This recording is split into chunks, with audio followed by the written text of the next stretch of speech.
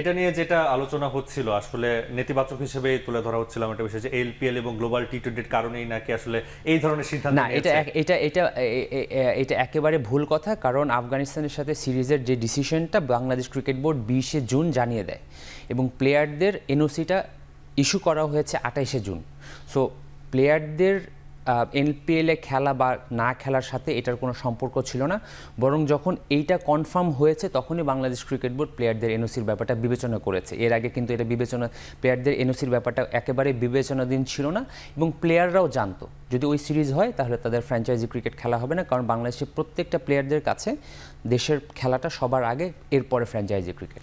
এই যে এলপিএল বা গ্লোবাল টি-20 বা সর্বোচ্চ লিগ যদি আইপিএল বলা হয়, এই ধরনের লিগগুলোতে বাংলাদেশের ক্রিকেটারদের উপস্থিতি বাড়ানোর বিষয়ে আসলে ক্রিকেট বোর্ডের চিন্তা বা প্ল্যানিং কি কোনো কিছু রয়েছে? দেখুন, Bangladesh cricket board is committed to organise international cricket এবং আমাদের যে নিজস্ব যে ফ্র্যাঞ্চাইজি লিগ সেটা বিপিএল। বাংলাদেশের পুরো ওয়ার্ল্ড ওয়াইড মার্চ থেকে মে মাস, এই দুই মাস ইন্টারন্যাশনাল ক্রিকেটটা মোটামুটি সব বোর্ডই খেলে না, বিকজ আইপিএল থাকে এবং আইপিএলে সমস্ত দেশের পার্টিসিপেশনই থাকে। এখন আনফর্চুনেটলি যেহেতু বাংলাদেশের প্লেয়ারদের আইপিএলে পার্টিসিপেশন কম, ওই টাইমটা আমরা যেই টিমগুলো আইপিএলে পার্টিসিপেশন কম তাদের সাথে আমরা কিছু সিরিজ খেলে থাকি। অ্যাপার্ট ফ্রম দ্যাট কিন্তু ওই টাইমটা সারা বিশ্বে ইন্টারন্যাশনাল ক্রিকেট কিন্তু হয় না। তো এখন বাংলাদেশের নিজস্ব ফ্র্যাঞ্চাইজি ক্রিকেট রয়েছে, দ্যাট ইজ বিপিএল, এবং এরপরে বাংলাদেশের সারা বছর জুড়ে ইন্টারন্যাশনাল ক্রিকেট থাকে। এখন আমরা অন অ্যান অ্যাভারেজ বছরে 6টা থেকে 7টা সিরিজ খেলি। তো বাংলাদেশ ক্রিকেট বোর্ডের পলিসিটা হচ্ছে কি, এই ফাঁকে যদি কোনো ফ্র্যাঞ্চাইজি ক্রিকেট থাকে এবং ওই প্লেয়ার যদি ফিট থাকে এবং তার যদি ইনজুরি কোনো কনসার্ন না থাকে, তাহলে বাংলাদেশ ক্রিকেট বোর্ড তো রেগুলারই এনওসি ইস্যু করছে।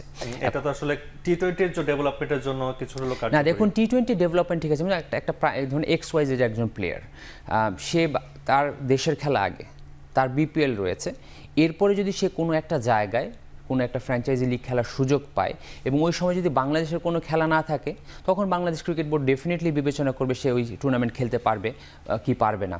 এখন কারো যদি ইনজুরি কনসার্ন থাকে, ইনজুরি হওয়ার সম্ভাবনা থাকে, তাকে তো আর জোর করে, সে যদি খেলতে চায়ও তখন তাকে প্রিভেন্ট করার জন্য, কারণ একটা প্লেয়ারের পিছনে একটা বোর্ড, যে কোনো বোর্ড, শুধু বাংলাদেশ ক্রিকেট বোর্ড না, যে কোনো বোর্ডের একটা প্লেয়ারকে ইন্টারন্যাশনাল লেভেলে নেওয়ার আগে 10 থেকে 12 বছর ইনভেস্টমেন্ট থাকে, তারপরে ওই প্লেয়ারটা তার দেশের জন্য অ্যাসেট। এখন কোনো বোর্ডই কিন্তু তার দেশের খেলাকে ক্ষতিগ্রস্ত করে তাকে ফ্র্যাঞ্চাইজি ক্রিকেট খেলতে দেবে না। ইন্ডিয়া প্রাইম এক্সাম্পল, ইন্ডিয়ান প্লেয়াররা আইপিএল ছাড়া কিন্তু কোথায় খেলে না। অবশ্যই তো